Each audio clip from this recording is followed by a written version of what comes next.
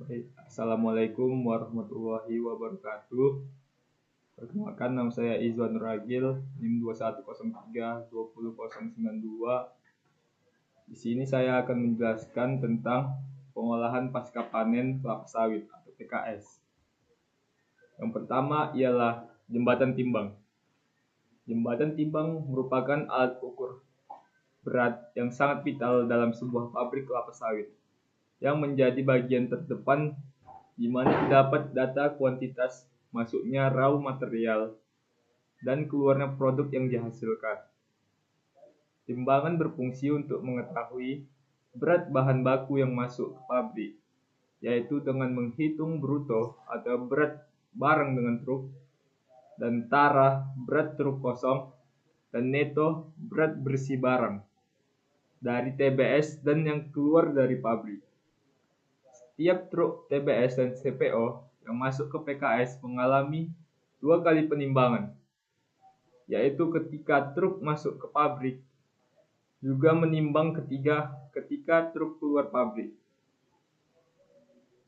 Jembatan timbang pada dasarnya terdiri dari plat-plat dan load cell yang berfungsi sebagai sensor beban. Sensor beban kemudian akan membaca dan mengirim data ke monitor lewat wiring dan ditampilkan dalam bentuk-bentuk angka digital di monitor timbang.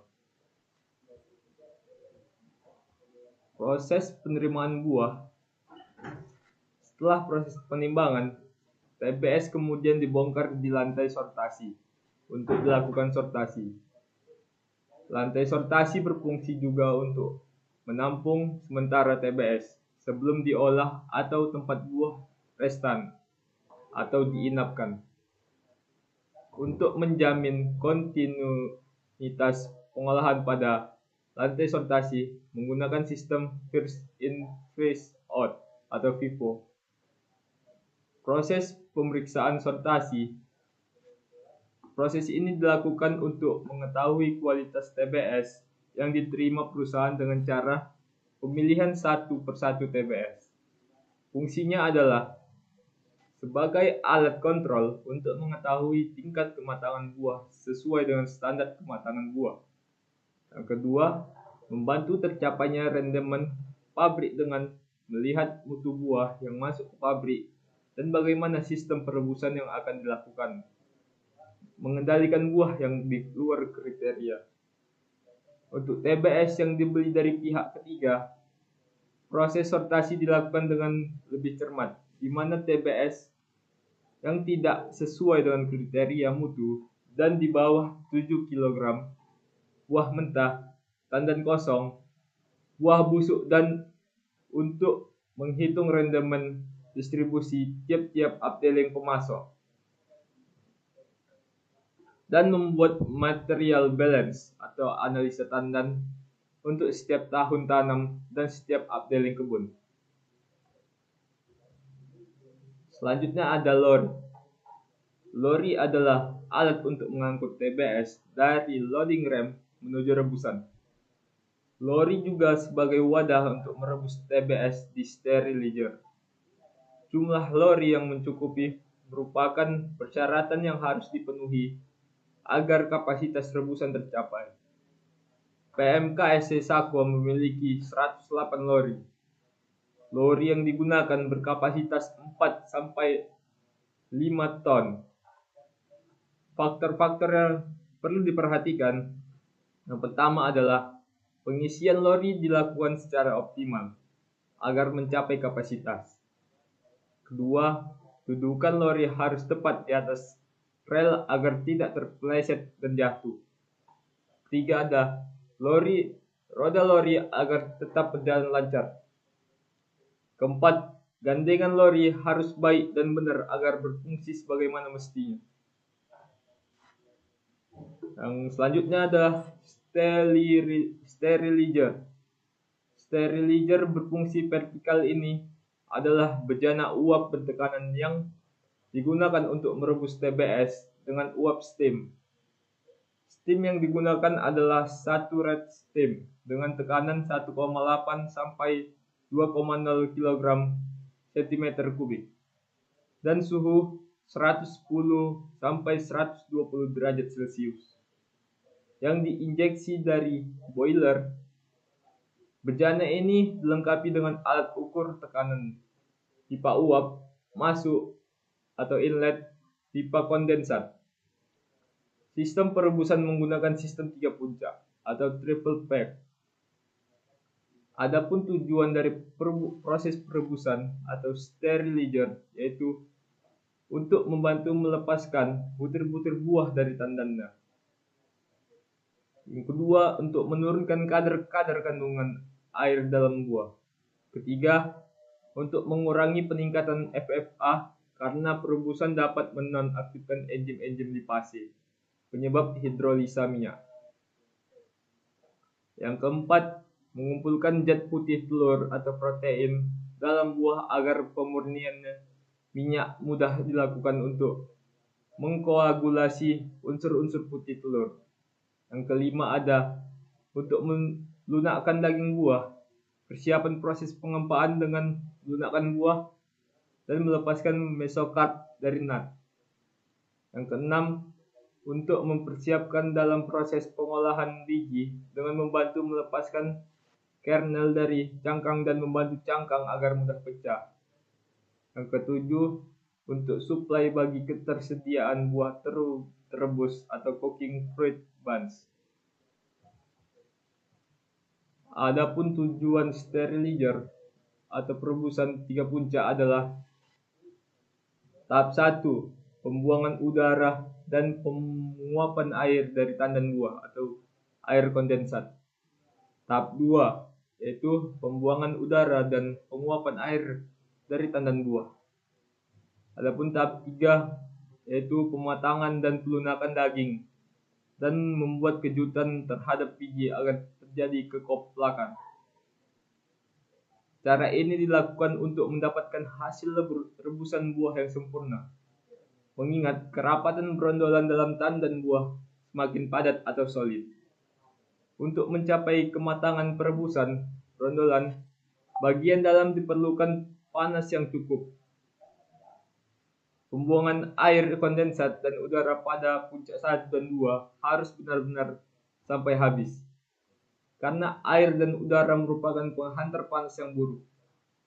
Pada puncak 3, perebusan dilaksanakan selama 45 menit, tergantung pada kondisi buah. Waktu yang digunakan untuk sterilisasi adalah 75 sampai 80 menit. Sedangkan waktu untuk satu siklus perebusan 110 sampai 120 menit. Selanjutnya ada tippler atau hoisting crane. Tippler berfungsi untuk menuangkan lori yang berisi buah yang sudah direbus ke dalam scrap conveyor dan dibawa ke thresher. Jumlah tippler di PMKS Sisako ada 1 unit. Tippler bekerja dengan cara memutar lori sebesar 360 derajat sampai buah dalam lori habis tertuang. Tippler digunakan secara terus-menerus sesuai dengan jalannya proses pengolahan dalam pabrik. Lama waktu penuangan agar diatur supaya kapasitas pabrik dapat tercapai.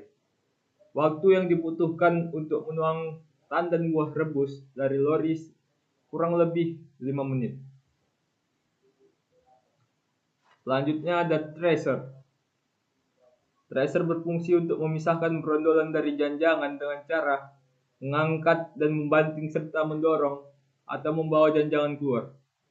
Dengan putaran drum, thresher 23 rpm brondolan akan terpisah dengan janjangannya. Akibat dibanting dan jatuh kembali, lalu dibanting kembali dan jatuh. Thresher terdiri dari sebuah drum yang sisinya berbentuk kisi-kisi dengan jarak tertentu yang berfungsi agar brondolan terpipil jatuh ke bawah.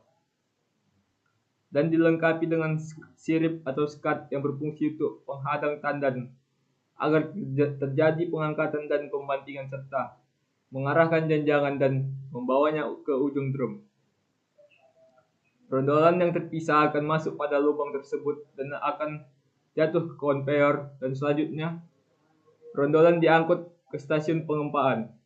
Sedangkan tandan yang sudah terpisah dengan brondolan akan terbanting dan keluar akibat adanya spike plate atau plat pembawa yang sengaja dipasang dengan kemiringan 5 derajat Celcius. Selanjutnya, faktor yang mempengaruhi efektivitas kerja tracer adalah putaran dari tracer 23 rpm. Yang kedua, pengaturan buah yang masuk ke dalam alat penebah dan disesuaikan dengan kapasitas alat sehingga tidak terjadi kelebihan kapasitas. Yang ketiga, ketinggian bantingan tandan buah rebus dalam drum atau untuk perebusan yang sempurna ketinggian bantingan cukup 1,2 meter. Hal ini diperoleh dengan putaran drum sesuai 23 rpm. Yang keempat, kemiringan spike dan jumlah pisau pelempar, kebersihan dan jarak kisi-kisi drum. Efektivitas tracer dapat dilihat dari USF atau Unstrip Fruit, yaitu brondolan yang sudah lepas dari spigot tetapi tidak mau keluar dari tandan. Selanjutnya, oil loss pada janjangan kosong. Di sini selanjutnya digester. Digester adalah kettle tegak yang mempunyai dinding rangkap poros pemutar yang dilengkapi dengan pisau-pisau pengaduk. Jumlah pisau pengaduk dalam satu buah digester terdiri dari 4 pasang pisau pengaduk yang bertingkat dan 1 pasang pisau pelempar. Letak pisau-pisau ini dibuat bersilangan antara pasangan yang satu dengan yang lain agar daya adukan cukup besar dan sempurna. Untuk start awal, digester diisi penuh 80-90%. Kemudian diputar selama 15 menit dari line press dibuka. Fungsi digester yaitu melumatkan daging, memisahkan daging, mempersiapkan filling press, menaikkan temperatur, meniriskan minyak, dan homogenis. Adapun yang selanjutnya ialah faktor-faktor yang mempengaruhi kerja digester. Yang pertama ada kondisi pisau pengaduk digester. Jika aus, segera diganti. Selanjutnya, level buah dalam digester minimal berisi 3/4 dari volume digester atau pisau bagian atas tertutup oleh brondolan. Ketiga, temperatur dijaga pada suhu 90-95 derajat untuk mempermudah proses pemisahan minyak dengan air. Temperatur dalam digester dijaga dengan menginjeksikan steam ataupun dengan menggunakan steam jack. Keempat, kebersihan bottom plate. Kelima, kematangan buah yang sudah direbus. Keenam, kecepatan pengadukan yaitu sebesar 25 rpm. 7. Kondisi plat siku penahan pada dinding digester. Terakhir, waktu pengadukan 15-20 menit. Selanjutnya ada screw press. Ini berfungsi untuk mengeluarkan minyak dari daging buah dengan cara mengepres. Proses pengepresan dilakukan dengan menggunakan tekanan screw yang ditahan oleh kon. Daging buah diperas hingga melalui lubang-lubang pres. Kek minyak dipisahkan dari serabut dan biji. Tekanan kon yang rendah mengakibatkan loss minyak pada fiber tinggi, tetapi presentasi biji pecah kecil dan ampas yang dihasilkan basah. Sebaliknya, tekanan kon yang terlalu tinggi mengakibatkan presentasi biji pecah tinggi tetapi loss minyak pada fiber rendah. Faktor-faktor yang mempengaruhi kerja press. Kondisi warm atau main screw press. Kedua, tekanan kon. Ketiga, kematangan buah yang direbus. Keempat, kebersihan pada press cake. Kelima, air delusi yang berfungsi mempermudah proses pemisahan minyak dari daging buah. Jika air delusi terlalu sedikit, minyak yang dihasilkan lebih murni. Tetapi losis minyak tinggi, temperatur air delusi harus dijaga 95 derajat Celcius. Penambahan air delusi dilakukan sebanyak 15 sampai 20% terhadap TBS yang diolah. Hal-hal yang perlu diperhatikan. Ampas Kempa atau press cake harus keluar merata di sekitar konus. Tekanan hidrolik pada akumulator 38 sampai 50 kg cm kubik. Bila screw press harus berhenti lama, screw press harus dikosongkan. Norma yang diizinkan di stasiun Kempa atau press adalah oil losses pada fiber 3,5 sampai 4,5 derajat. 4,5%. Oil losses pada biji maksimal 0,5 sampai 1%. Selanjutnya, sand trap tank. Sand trap tank berfungsi sebagai penangkap pasir. Minyak kasar yang keluar dari press dialirkan menuju sand trap tank. Temperatur pada sand trap tank harus mencapai 95 derajat Celcius. Minyak yang masuk ke sand trap tank satu akan diendapkan pasirnya. Lalu, minyak pada bagian atas akan langsung masuk ke sand trap tank 2. Dan pasir akan mengendap ke bawah untuk di blowdown. Blowdown dilakukan setiap 4 jam sekali. Minyak pada bagian atas akan dialirkan ke vibrosperator. Vibrating screen. Vibrating screen berfungsi untuk menyaring massa padatan berupa ampas yang terikut minyak kasar atau crude oil dari serabut-serabut yang dapat mengganggu proses pemisahan minyak. Jenis-jenis pada alat ini ada 3, yaitu single deck, double deck, dan triple deck. Vibrating screen jenis single deck, ukuran mesh yang digunakan adalah ukuran mesh 20. Serabut-serabut hasil pemisahan pada PS akan dikembalikan lagi ke bottom cross conveyor untuk diproses kembali. Getaran PS dikontrol melalui penyetelan bandul yang diikat pada elektromotor. Getaran yang kurang menyebabkan pemisahan yang tidak efektif. Kontrol kebersihan PS yang harus dilakukan secara rutin agar padatan yang terbuang dari hasil penyaringan vibro tidak menumpuk. Selanjutnya, crude oil tank. Crude oil tank berfungsi sebagai penurunan kadar NOS pada minyak. NOS atau non-oil solid akan mengendap pada bagian dasar tangki. Minyak pada bagian atas akan dipompakan menuju clarifier tank. Bagian dalam dari crude oil tank harus dilengkapi sistem pemanasan steam coil dan steam injection. Suhu crude oil tank sebaiknya 95 derajat. Blowdown pada tangki ini dilakukan 6 hari sekali. Selanjutnya, continuous tank. Continuous tank berfungsi untuk memisahkan minyak, sludge dan nose secara gravitasi berdasarkan perbedaan berat jenis.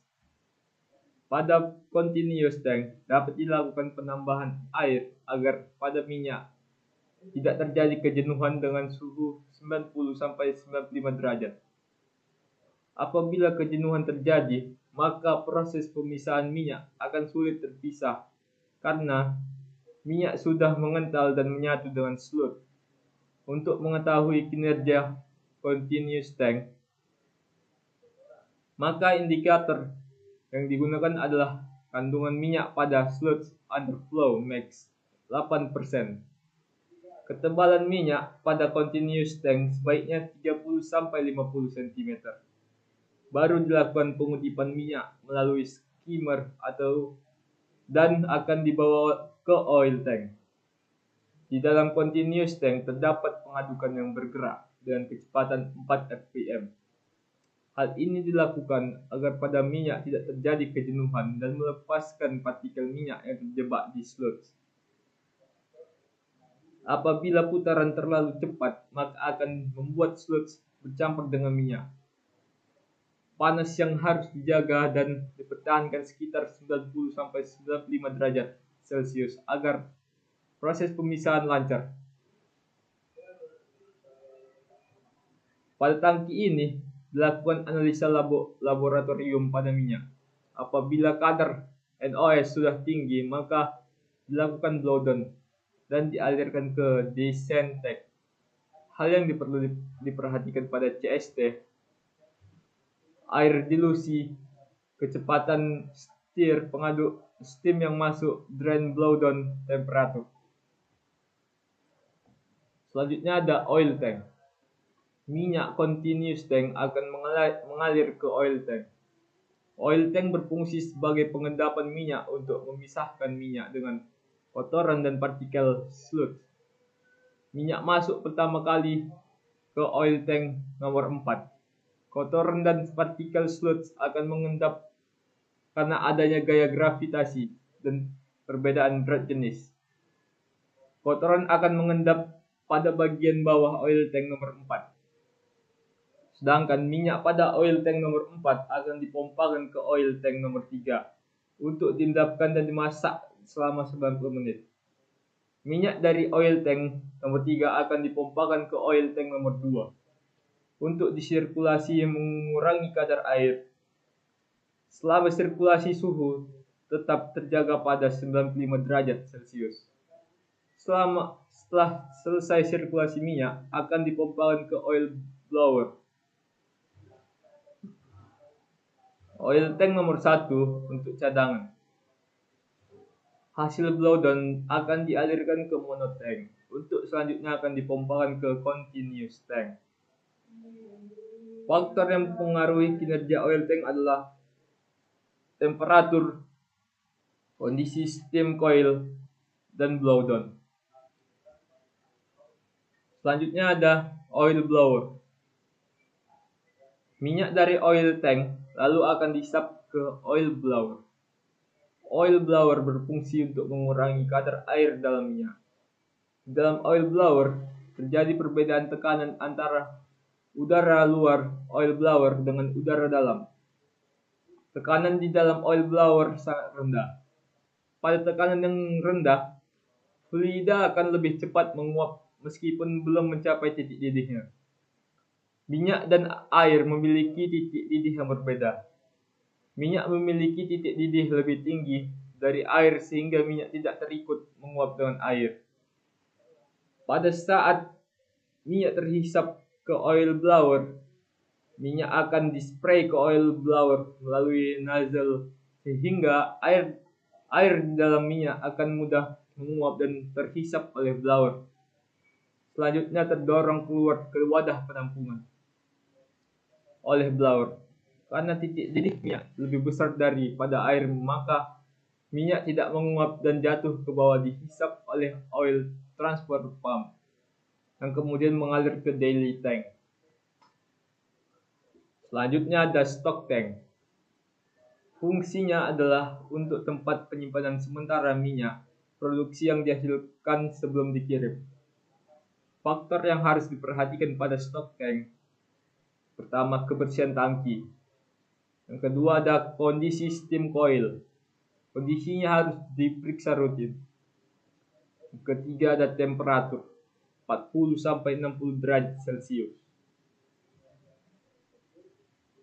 Di PT Sokpindo Matapao memiliki satu stok tank yang dengan kapasitas 700 ton.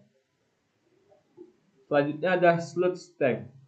Sludge tank berfungsi sebagai tempat menampung sludge sementara sebelum diolah di decanter. Dilakukan pemanasan pada sludge agar tidak jenuh pada suhu 80-95 derajat Celcius. Terjadi proses pengendapan pada bagian bawah sludge tank, yaitu sludge dan NOS. Dari dasar tangki dipompa ke balance tank untuk umpan decanter. Lalu akan dilakukan blowdown apabila endapan NOS pada dasar sludge tank telah sangat kental. Sludge hasil pengendapan akan dipompakan ke balance tank. Decanter. Sludge paste yaitu cairan lumpur dari continuous tank yang masih mengandung minyak maksimum 8% dan diolah lebih lanjut oleh decanter. Alat ini memisahkan fraksi minyak atau crude oil, fraksi cair water phase, dan fraksi padat atau solid. Prinsip kerja alat ini adalah memisahkan ketiga fraksi dengan putaran 3500 rpm. Dan karena berat jenis yang berbeda, keberhasilan dalam pengoperasian decanter dipengaruhi oleh komposisi umpan yang akan diolah. Karena rasio di antara minyak, air, dan lumpur mempengaruhi terhadap daya pisah alat tersebut. Kedua, ada fungsi alat decanter tersebut. Tiga, ada perimbangan kapasitas alat dengan jumlah alat yang diolah. Selanjutnya ada water phase tank. Ini adalah tangki sebagai penampung water phase hasil dari pemisahan decanter yang masih mengandung minyak. Water phase hasil dari decanter akan diolah kemudian akan dilakukan proses pengutipan minyak oleh sludge separator. Sludge separator adalah alat pengutipan minyak yang masih tergantung di dalam water phase dengan cara sentrifugasi dengan diputar 4200 rpm, di mana minyak, air, dan NOS dengan berat jenis yang lebih tinggi akan terlempar keluar dari poros dan minyak yang berat jenis lebih rendah akan masuk ke bagian dalam poros. Kapasitas sludge separator ditentukan oleh ukuran nozzle yang digunakan. Ukuran nozzle yang dipakai sekecil mungkin untuk meminimumkan kehilangan minyak pada draft buang sludge separator. Pengoperasian sludge separator dengan cara membuka keran air penuh dan mengatur keran umpan sludge separator dikontrol melalui sudut flap pada side glass air membentuk 150. Minyak akan keluar dan langsung dipompakan ke monotank, sedangkan LOS akan dipompakan ke decanter tank. Selanjutnya monotank. Minyak hasil pemisahan decanter, sludge separator, dan hasil pengutipan dari fat feed langsung mengalir ke monotank. Minyak yang ditampung oleh monotank akan dikembalikan ke continuous tank untuk diolah kembali. Pada monotank ini juga terjadi proses pengendapan kotoran dan sludge yang masih terikut dalam minyak, yang kemudian akan dibuang ke parit menuju fat feed. Decanter tank. Decanter tank berfungsi sebagai tempat penampungan air kondensat tebusan yang akan digunakan sebagai air dilusi pada stasiun press. Decanter tank juga menampung blowdown dari continuous tank, sludge tank, dan water phase, dan lumpur dari sludge separator untuk kembali dilakukan pengendapan. Fat feed berfungsi sebagai tempat penampungan hasil pemisahan dari decanter tank dan aliran dari parit stasiun klarifikasi.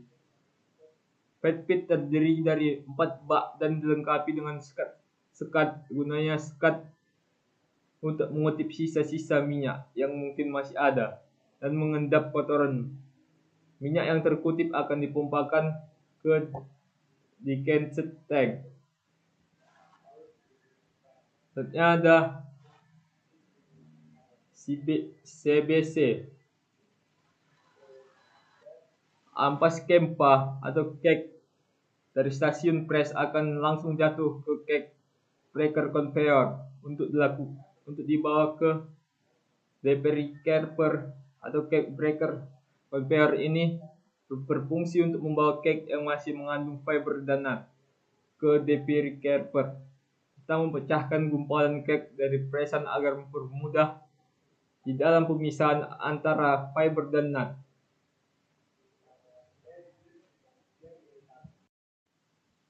Selanjutnya ada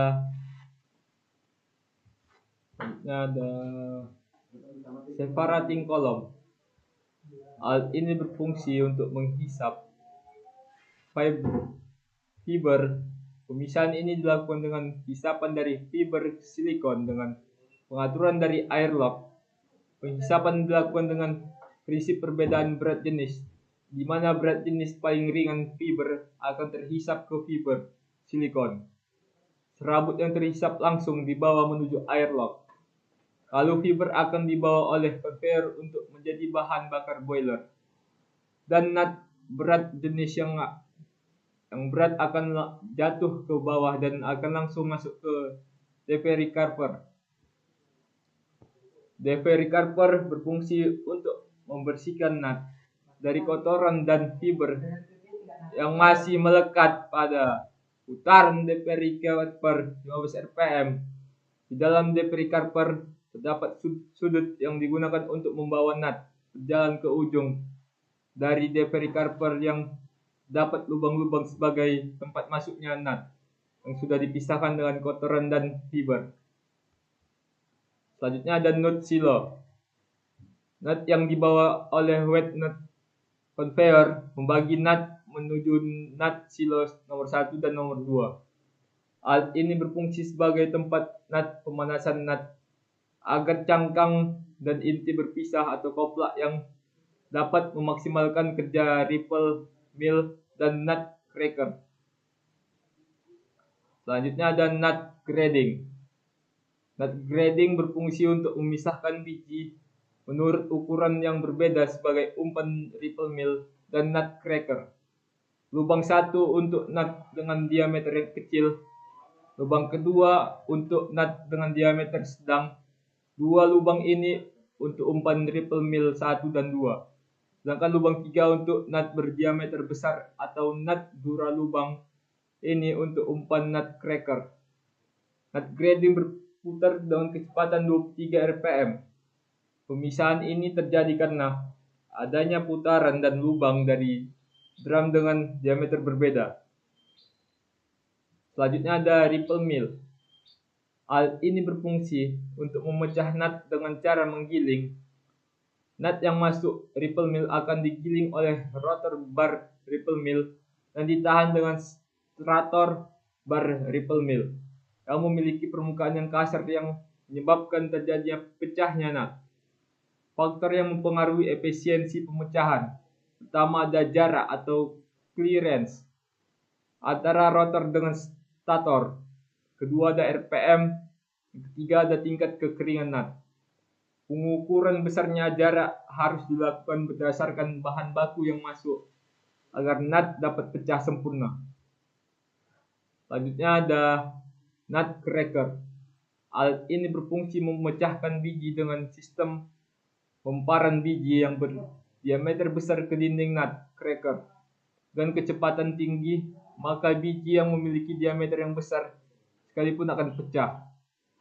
Kadar air biji yang rendah akan lebih mudah dipecah dan menghasilkan inti utuh.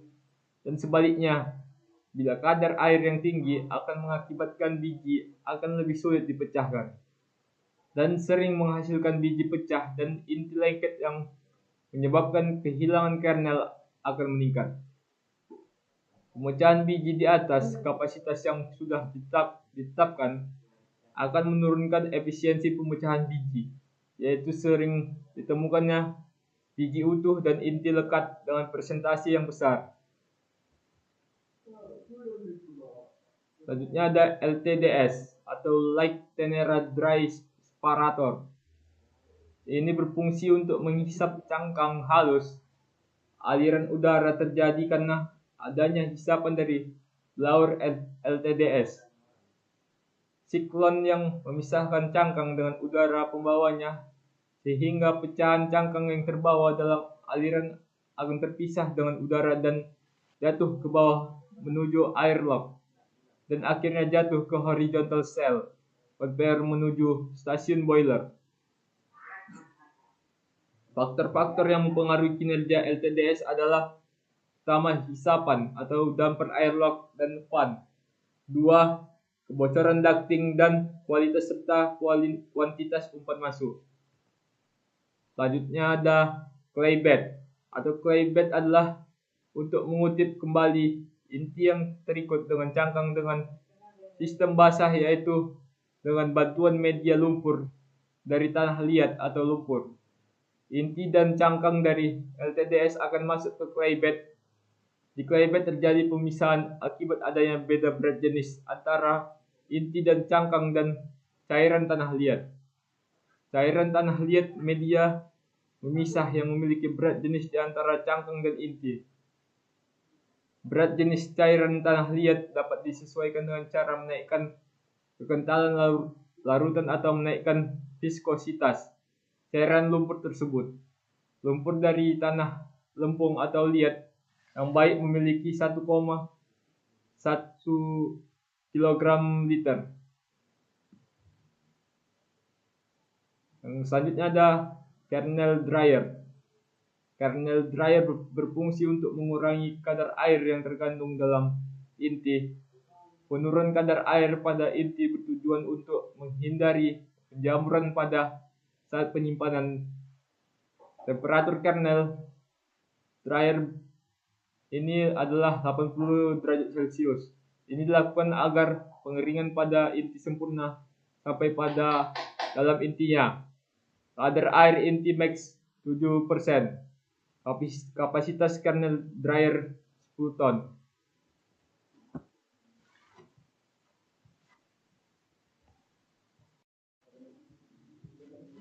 Selanjutnya ada pneumatic blower. Kadar kotoran atau impurities yang dikehendaki konsumen pada inti adalah maksimal 5%. Untuk itu, PKS PT Sokpindo Matapao menggunakan pneumatic blower untuk mengurangi kadar kotoran dalam inti. Prinsip kerja alat ini sama dengan LTDS atau pemisah cangkang dan inti dengan sistem kering. Karena perbedaan berat jenis cangkang atau kotoran pada inti kering akan jatuh ke bawah, sedangkan inti kering akan terikut oleh hisapan blower menuju kernel bin. Kernel bin berfungsi sebagai tempat penyimpanan inti produksi sebelum dikirim untuk dijual. Kernel bin sebaiknya dilengkapi fan agar uap air yang terkandung dalam inti dapat keluar dan tidak menyebabkan kondisi dalam storage lembab, yang kemudian menyebabkan timbulnya jamur pada inti.